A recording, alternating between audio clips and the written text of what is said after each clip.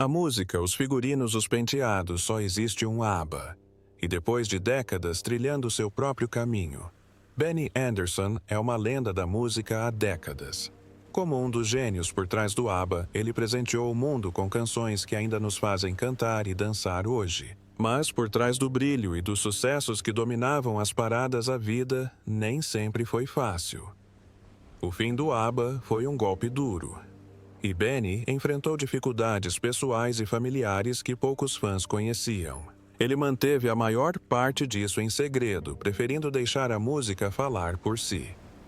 Mas, agora, aos 78 anos, Benny finalmente se abriu sobre a verdade. Sobre ela, sobre seu passado e sobre o que realmente está acontecendo com o ABBA hoje. Junte-se a nós enquanto exploramos a trajetória de Benny desde o início e descobrimos o que ele finalmente confessou. Início da vida e primeiros passos na música. Benny Andersson nasceu em 16 de dezembro de 1946 no bairro de Vasastan, em Estocolmo. Seu pai, Gasta Andersson, era engenheiro civil e sua mãe chamava-se Leila. Ele tinha uma irmã mais nova, Eva Lise, que nasceu em 1948. A música corria em suas veias desde o início. Tanto o pai quanto o avô Ephraim tocavam acordeão. Quando Benny tinha 6 anos, eles lhe compraram um acordeão e o apresentaram à música folclórica sueca, à música tradicional e a um estilo chamado Schlager. Ele rapidamente desenvolveu um amor por todos os tipos de música. Os primeiros discos que ele teve foram músicas da Dubis de Caterina Valente e o álbum Jailhouse Rock de Elvis Presley. Ele gostava especialmente da música Treat Me Nice do lado B, porque tinha um piano. Essa mistura de diferentes estilos musicais o influenciaria pelo resto da vida. Aos 10 anos, Benny ganhou seu próprio piano e aprendeu a tocar sozinho. Ele se inspirava em músicos como Brian Jones. A escola não o interessou por muito tempo, então ele a abandonou aos 15 anos e começou a se apresentar em clubes juvenis. Durante esse período, ele conheceu sua primeira namorada, Christina Grunwald. Eles tiveram 2 filhos juntos, Peter, nascido em 1963, e Helene, nascida em 1965. No início de 1964, Benny e Christina se juntaram a um grupo chamado Elvercats Spelmans Lag, que significa Grupo de Música Folclórica da Companhia de Eletricidade. O nome era uma brincadeira com seus instrumentos elétricos. Eles tocavam principalmente músicas instrumentais como Baby Elephant Walk, e foi nessa época que Benny começou a compor suas primeiras canções The Hap Stars e Rising Fame. Em outubro de 1964, a carreira de Benny deu um grande salto quando ele se juntou à banda pop The Hap Stars como tecladista. Apenas alguns meses depois, em março de 1965, a banda alcançou o sucesso com a música Cadillac. Os Hap Stars rapidamente se tornaram uma das bandas pop suecas mais famosas da década de 1960. Benny não era apenas o tecladista, mas também a principal força musical do grupo, além de um ídolo adolescente. Inicialmente, a banda tocava principalmente covers de sucessos internacionais, mas Benny logo começou a compor músicas para eles. Ele presenteou a banda com vários grandes sucessos, incluindo No Response, Sunny Girl, Wedding, Consolation, It's Nice to Be Back e She Will Love You. Essas canções ajudaram a moldar a identidade da banda e comprovaram o talento de Benny para criar músicas memoráveis. Benny conheceu Björn Ulvaeus em junho de 1966 e os dois rapidamente começaram a compor juntos. A primeira música que fizeram juntos foi Isn't It Easy to Say, que mais tarde foi gravada pelo grupo The Hap Stars. Benny também trabalhou com Lasse Berghagen e juntos compuseram diversas canções. Uma das canções que eles apresentaram, Hedge Clown, ficou em segundo lugar no Melodifestivalen de 1969, a final sueca do festival Eurovisão da Canção. Esse mesmo evento mudou a vida de Benny de outra forma. Ele conheceu a cantora Annie Frid Lyngstad e logo se tornaram um casal. Por volta da mesma época, Björn conheceu a cantora Agneta Fältskog. Esses relacionamentos pessoais naturalmente levaram à estreita colaboração entre os quatro nos anos seguintes. Benny e Björn emplacaram seus primeiros sucessos como compositores em 1969 com Ljuva Sextetal para Brita Borg e Spellman para The Happy Stars. À medida que os dois casais começaram a se ajudar nas sessões de gravação, a poderosa combinação das vozes de Agneta e Anni Frid convenceu Benny e Björn a modelar seu grupo a partir de grupos vocais mistos de sucesso da época.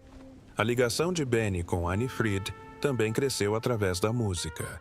Ele produziu o single Peter Pan dela em 1969 e posteriormente seu álbum de estreia Frida, em 1971. Ela se manteve ocupada com críticas e shows de cabaré em Estocolmo, enquanto Agneta estrelou a versão sueca de Jesus Cristo Superstar em 1972. No início da década de 1970, as quatro apoiavam as carreiras musicais umas das outras, lançando as bases para algo maior, o início do ABBA. A primeira vez que as quatro se apresentaram juntas foi em abril de 1970, durante uma viagem ao Chipre. Eles cantaram por diversão na praia, mas a coisa toda acabou se transformando em um concerto improvisado para os soldados das Nações Unidas que estavam estacionados ali. Nessa época, Benny e Björn estavam gravando seu primeiro álbum juntos Lika, com Agneta e Anni Frid fazendo backing vocals em várias faixas. Mais tarde, naquele ano, eles lançaram um projeto de palco chamado Festfolket, que significa gente da festa, mas também pode se referir a casais de noivos. Eles estrearam o show em 1º de novembro de 1970 em Gotemburgo. O espetáculo recebeu críticas majoritariamente negativas, com exceção da apresentação de Hedge Gamle Man, Hello Old Man, que se tornou o primeiro sucesso da dupla.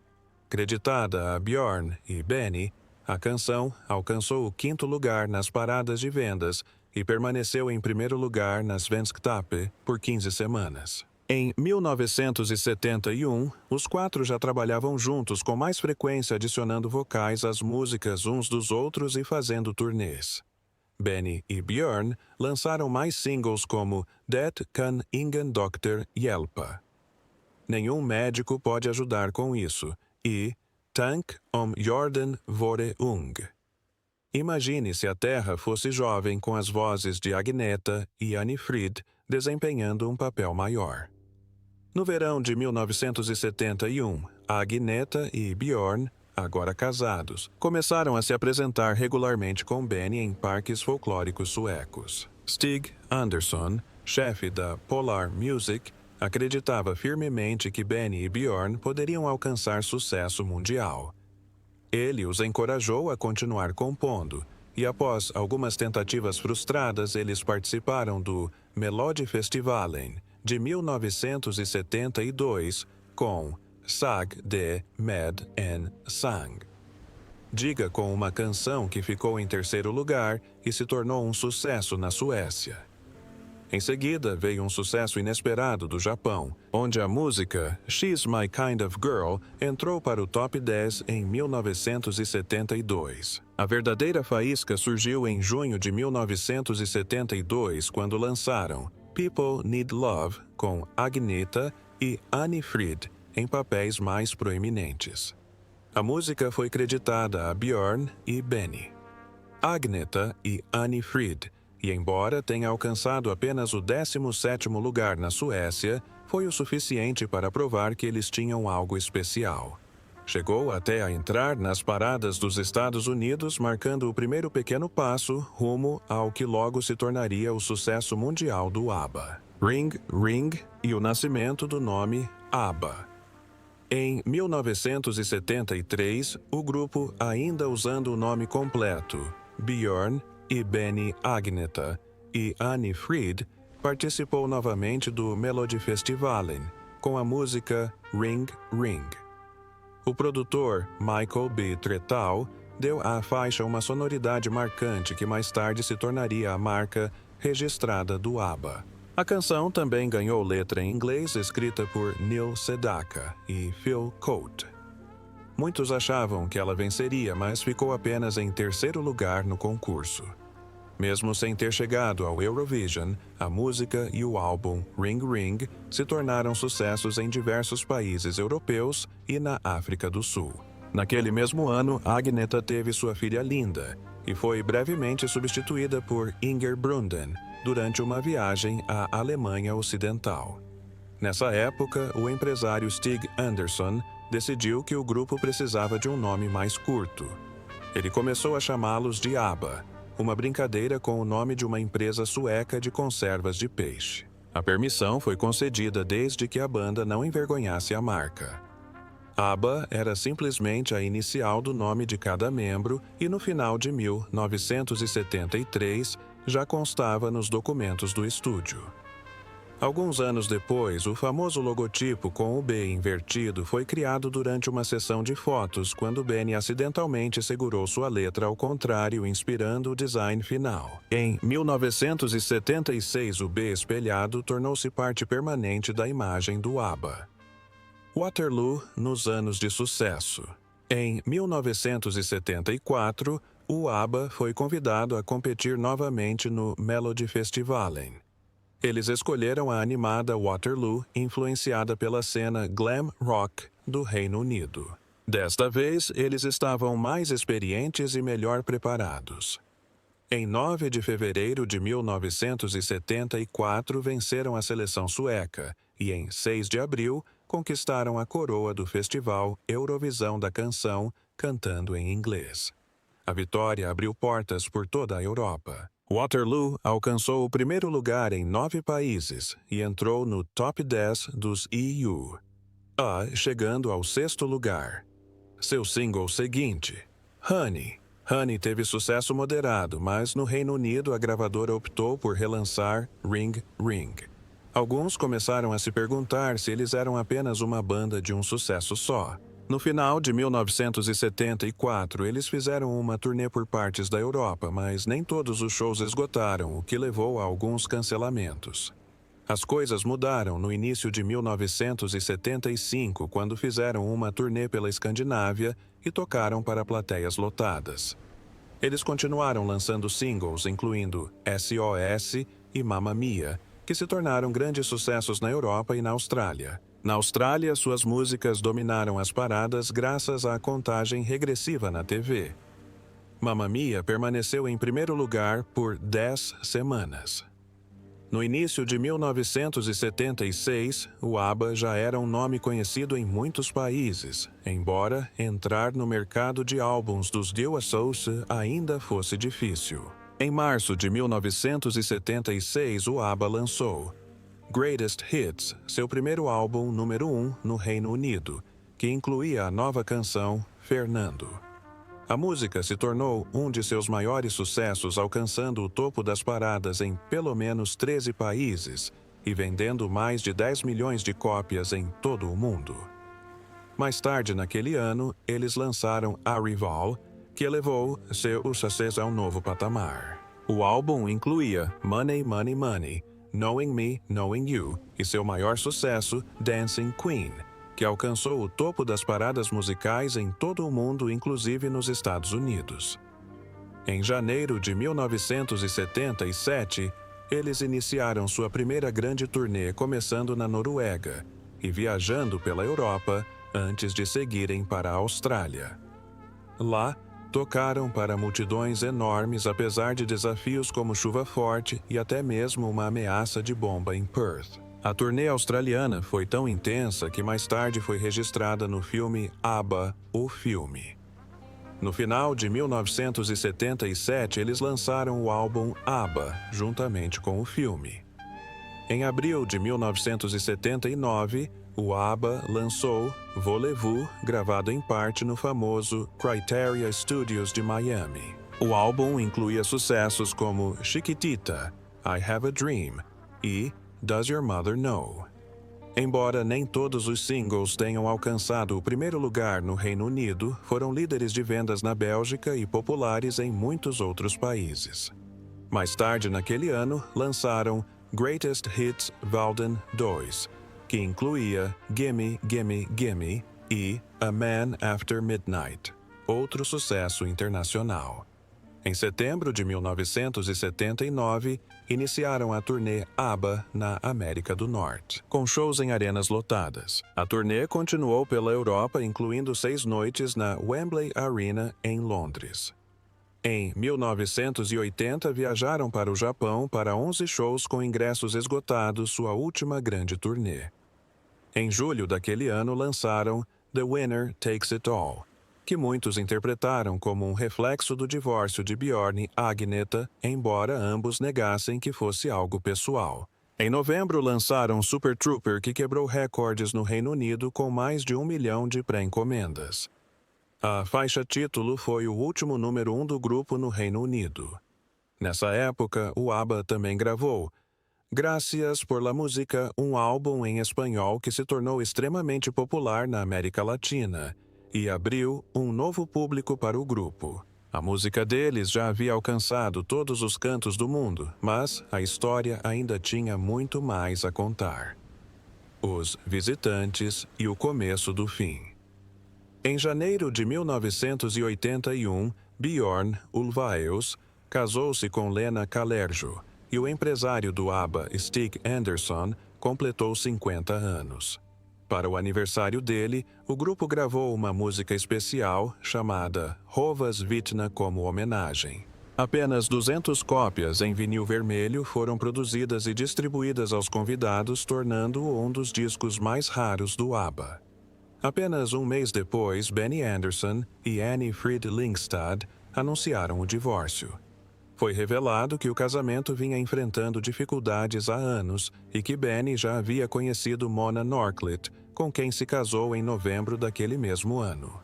Apesar das dificuldades pessoais, Andersson e Ulvaeus começaram a compor músicas no início de 1981 e, em março, o grupo já estava gravando novamente.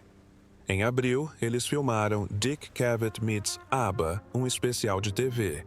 Seu novo álbum, The Visitors, foi lançado ainda em 1981. Era um disco mais maduro, abordando temas como relacionamentos fracassados, opressão política, envelhecimento e perda da inocência. A faixa título até insinuava encontros secretos contra governos totalitários. One of Us foi o único grande sucesso do álbum e se tornou o último número 1 do ABBA na Alemanha e seu último hit no top 3 no Reino Unido. O álbum alcançou o topo das paradas em muitos países europeus, mas não repetiu o sucesso comercial anterior em lugares como França, Austrália e Japão. Outra faixa, When All Is Said and Done, foi lançada na América do Norte e se tornou o último sucesso do ABBA no Top 40 dos EUA. Ela também abordava a separação, mas em um tom mais esperançoso. Com o divórcio de Benny e Fried agora público, surgiram rumores sobre tensões dentro do grupo, dificuldades nas gravações e o lançamento dos últimos singles. Na primavera de 1982, o grupo iniciou novas sessões de composição. Havia conversas sobre um novo álbum e até mesmo uma pequena turnê, mas em maio e junho o processo começou a se mostrar difícil. Eles só conseguiram gravar 3 músicas, You Owe Me One, I Am the City e Just Like That. Benny e Björn não ficaram satisfeitos com o resultado, então as gravações foram arquivadas e o grupo fez uma pausa de verão. Em agosto, os planos mudaram. Em vez de um novo álbum, eles decidiram lançar uma coletânea chamada The Singles, The First 10 Years for Christmas, que incluiria todos os seus sucessos anteriores, além de algumas músicas inéditas. Em outubro e dezembro, lançaram The Day Before You Came, com Cassandra como lado B, e Under Attack, com You Owe Me One como lado B. The Day Before You Came alcançou o top 5 em diversos países europeus, mas no Reino Unido nem ela nem Under Attack chegaram ao top 20. A coletânea, no entanto, alcançou o primeiro lugar no Reino Unido e na Bélgica, e teve um bom desempenho em países como Alemanha e Holanda. Under Attack acabou sendo o último single do ABBA antes de sua separação. I Am the City foi finalmente lançado em 1993, enquanto Just Like That nunca foi lançado na íntegra, apesar dos pedidos dos fãs. Partes da música foram reaproveitadas para outros projetos, como o musical Chess.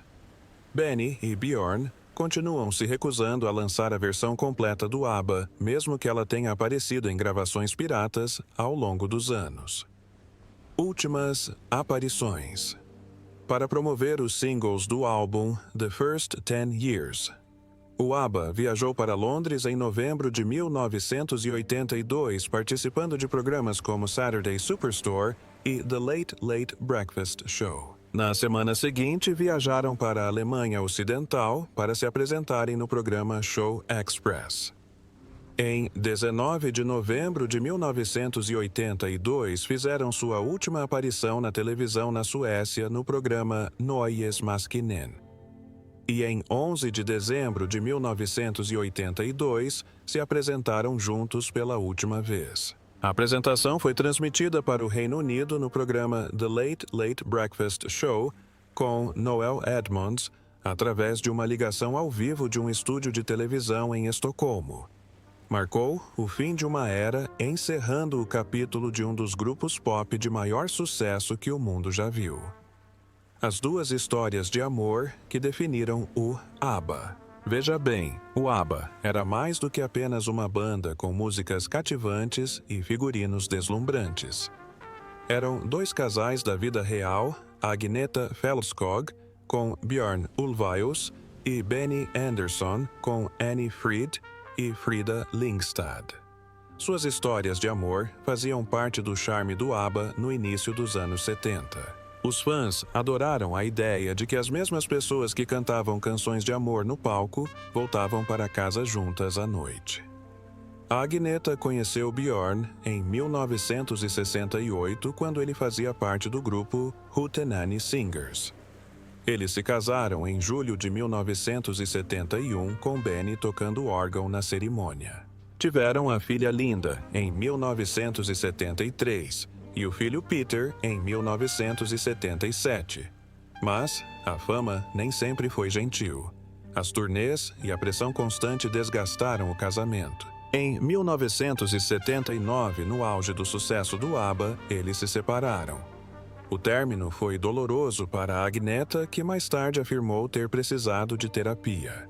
Há relatos de que Björn já tinha uma nova namorada, Lena Kollerjo, em menos de uma semana. Por volta dessa época, Björn escreveu The Winner Takes It All, que Agneta cantou com versos como Diga-me ela beija, como eu costumava te beijar. Ela admitiu que foi emocionante, mas disse: Foi fantástico cantar essa música porque pude colocar muito sentimento nela. Embora tenham dito à imprensa que foi um divórcio amigável, a Agneta declarou mais tarde: Obviamente, todos sabemos que não existem divórcios felizes, especialmente quando há filhos envolvidos. A história de Benny e Frida começou em 1969, e eles já moravam juntos em 1971. Eles só se casaram em outubro de 1978, quando o ABBA estava no auge de sua carreira. Mas, apenas 2 anos depois, em 1980, se separaram. Benny disse aos repórteres que continuavam amigos, mas o verdadeiro motivo ficou claro. Ele conheceu outra mulher, a produtora de televisão, Mona Norcliffe, com quem se casou em 1981. Frida disse que eles decidiram ser completamente honestos sobre seus problemas. Ela explicou: simplesmente nos distanciamos um do outro. A separação tornou-se uma necessidade. Assim como Agneta e Björn, eles tentaram continuar no ABBA após o término, mas a química entre eles havia mudado. Em 1982, ambos os casamentos chegaram ao fim. E assim foi a era de ouro do ABBA, a vida após as separações. Quando o ABBA acabou, Björn e Benny permaneceram ocupados e extremamente bem-sucedidos. Eles escreveram o musical de sucesso Chess, trabalharam em Mamma Mia para o teatro e o cinema e produziram música para outros artistas. A fama e a fortuna delas continuaram a crescer, cada uma com um patrimônio de centenas de milhões. As vidas de Frida e Agneta seguiram um caminho diferente, longe dos holofotes e repletas de lutas pessoais. Agneta enfrentou o medo do palco, o medo de voar e a dor de ficar longe dos filhos durante as turnês. Sua timidez e o inglês mais fraco em comparação com os outros a faziam se sentir menos confiante em público. Após a separação de Bjorn, ela teve vários relacionamentos, incluindo com um psiquiatra que certa vez tentou salvar seu casamento e com um detetive que protegia seus filhos de ameaças de sequestro. Ela se casou novamente em 1990 com o cirurgião Thomas Sonnenfeld, mantendo o casamento em segredo até o divórcio 3 anos depois. A tragédia a atingiu quando sua mãe tirou a própria vida, seguida pela morte de seu pai 1 ano depois. Agneta tornou-se mais retraída, evitando a vida pública e até mesmo a música. Em uma das reviravoltas mais estranhas de sua vida, ela começou um relacionamento com Gert van der Graaf, um fã holandês que a perseguia há anos. Mais tarde, ela admitiu que o relacionamento terminou mal, com Gert voltando a persegui-la após a separação, o que a levou a buscar proteção judicial. A Agneta acabou se mudando para o interior da Suécia, vivendo isolada como a lenda sueca. Greta Garbo chegando a dizer em certo momento: "Por anos não cantei nem ouvi música", até surpreender os fãs em 2004 com o novo álbum My Coloring Book. Mas, tão rapidamente quanto lançou, voltou a se afastar dos holofotes. A jornada de Frida através da perda e da transformação. A história de Frida carregava suas próprias sombras. Ela era filha de um romance em tempos de guerra entre sua mãe norueguesa e um soldado alemão durante a Segunda Guerra Mundial. Sua mãe, Sine, tinha apenas 16 anos quando conheceu Alfred, um sargento casado da Wehrmacht. A comida era escassa e ele trouxe-lhe um saco de batatas, um presente que deu início a um breve relacionamento. Frida nasceu em 1945, mas seu pai foi deportado para a Alemanha antes de conhecê-la. Diante da vergonha pública na Noruega, Sine fugiu para a Suécia com a pequena Frida e sua mãe, Agne. Tragicamente, Sine morreu de insuficiência renal aos 21 anos, deixando Frida aos cuidados da avó. Ela cresceu acreditando que seu pai havia se afogado, até que um reencontro foi organizado em 1977, depois que sua sobrinha a reconheceu de uma entrevista. O encontro foi breve, com Frida dizendo: "Quando conheci Benny, em 1969, Frida já havia se casado e se divorciado e tinha 2 filhos do primeiro casamento. Ela e Benny casaram-se em 1978, mas, após a separação em 1981, ela ficou profundamente magoada ao vê-lo casar-se com outra pessoa tão rapidamente. Depois do fim do ABBA, mudou-se para Londres e posteriormente estabeleceu-se na Suíça. Em 1992, casou-se com um membro da realeza alemã, tornando-se Sua Alteza Sereníssima, a princesa Anne Fried de Reuss. Mas a tragédia a perseguiu. Sua filha de 30 anos morreu em um acidente de carro em Nova York em 1998, e no ano seguinte seu marido, o príncipe Heinrich, faleceu de câncer. Frida se afastou da vida pública, dizendo que sua fé a ajudou a superar a dor. Nos últimos anos, ela reencontrou a felicidade em Zermatt, na Suíça, com o Visconde Hambledon, herdeiro da fortuna da W.H. Smith. A longa jornada rumo à reunião. Após a separação do ABBA, a ideia de uma reunião tornou-se a pergunta mais frequente no mundo da música. As ofertas choveram, incluindo uma proposta de $1 bilhão americanos no início dos anos 2000 para uma série de shows que eles recusaram. Durante décadas, eles só foram vistos juntos em eventos raros, como as estreias do musical e do filme Mamma Mia. Mas, em 2018, algo mudou. Os 4 começaram a conversar sobre trabalhar juntos novamente. Inicialmente, planejaram apenas 2 novas músicas, mas isso se transformou em um álbum completo. Voyage, lançado em 2021. Bjorn relembrou o primeiro dia de volta ao estúdio, dizendo: "Olhei ao redor e olhei nos olhos de Agneta e nos olhos de Frida. E havia o mesmo tipo de sentimento, o calor, a amizade e os laços. Eles também anunciaram uma experiência de concerto de alta tecnologia com avatares digitais se apresentando em Londres, oferecendo aos fãs uma nova maneira de ver o grupo. ABBA Voyage, um palco moderno para a música atemporal. O ABBA Voyage estreou em 2022 e não é um concerto comum.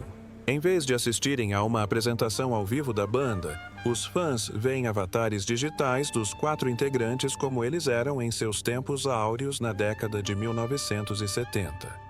O show holográfico acontece em uma arena construída especialmente para a ocasião no Queen Elizabeth Park, em Stratford, Londres, local dos Jogos Olímpicos de 2012. O repertório é repleto de sucessos como Dancing Queen Waterloo e Mamma Mia. E a produção de alta tecnologia dá a sensação de que o ABBA está ali mesmo na plateia. O projeto foi um enorme sucesso tanto de público quanto financeiramente. De acordo com um novo relatório, o ABBA Voyage injetou 320 libras esterlinas e 2 milhões na economia britânica, com mais de 1 milhão de ingressos vendidos a preços de até 181 libras esterlinas. E não se trata apenas de números. O espetáculo manteve a música do ABBA viva para novas gerações ao mesmo tempo que proporcionou aos fãs de longa data uma emoção nostálgica. Para o terceiro aniversário, a partir de 27 de maio, a produção adicionou um toque especial ao repertório, dando aos fãs antigos um novo motivo para voltar.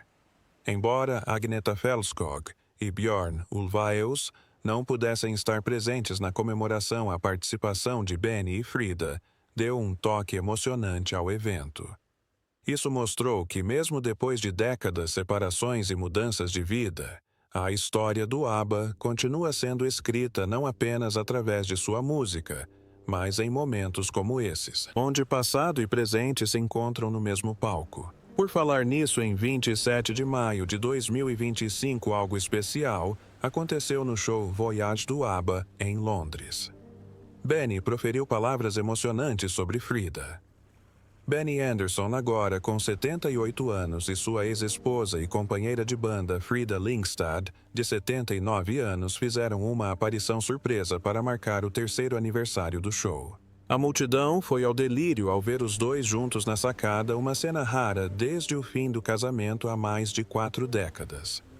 Benny, com um blazer estampado, e Frida vestida com um elegante conjunto creme, estavam lado a lado enquanto os aplausos ecoavam pelo local. Pegando o microfone primeiro, Frida sorriu calorosamente e disse à plateia: "Eu amo muito vocês. Obrigada por todo o apoio ao longo dos anos. É difícil acreditar que já se passaram quase 50 anos." Ela acrescentou rindo: "Vou fazer 80 anos este ano", o que provocou aplausos ainda mais calorosos. Suas palavras soaram como uma ponte através dos anos, reconhecendo a longa jornada desde os primórdios do ABBA até aquele momento.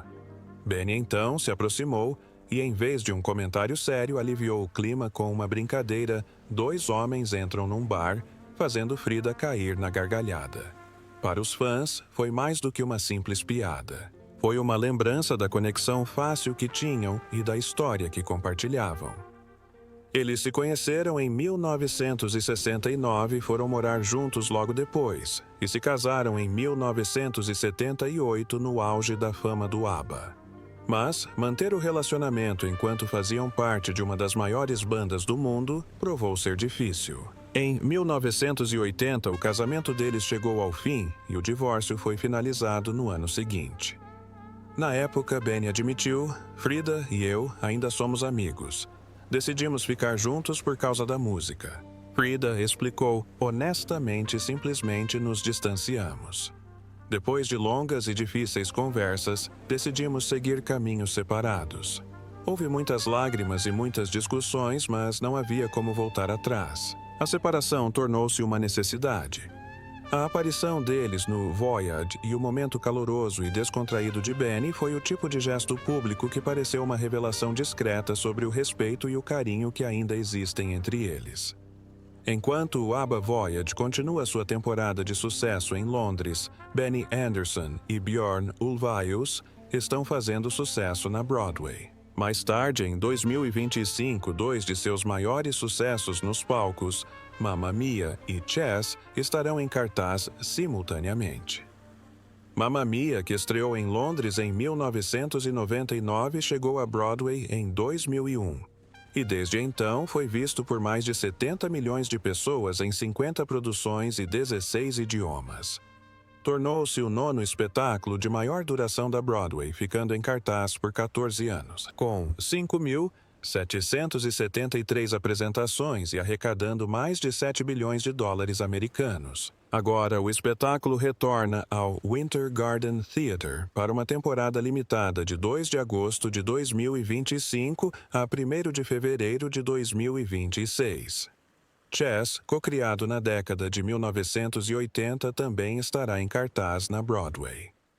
A apresentação simultânea de ambos os espetáculos destaca a força duradoura da parceria entre Benny e Björn, um vínculo criativo que prosperou mesmo após a separação do ABBA e desafios pessoais, continuando a conectar sua música a gerações de fãs no mundo todo. Você acha que os casamentos e divórcios do ABBA foram o principal motivo da separação da banda? Ou teria acontecido de qualquer forma? Compartilhe sua opinião nos comentários abaixo. E não se esqueça de curtir, se inscrever e ficar ligado para mais histórias incríveis do fascinante mundo de Hollywood. Até a próxima!